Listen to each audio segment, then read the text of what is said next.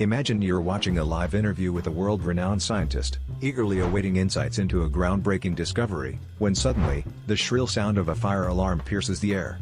This isn't fiction, it happened in 2019 during a BBC News broadcast. Dr. Rowan Williams, former Archbishop of Canterbury, was deep in discussion about climate change when the unexpected blare of the fire drill forced an immediate evacuation.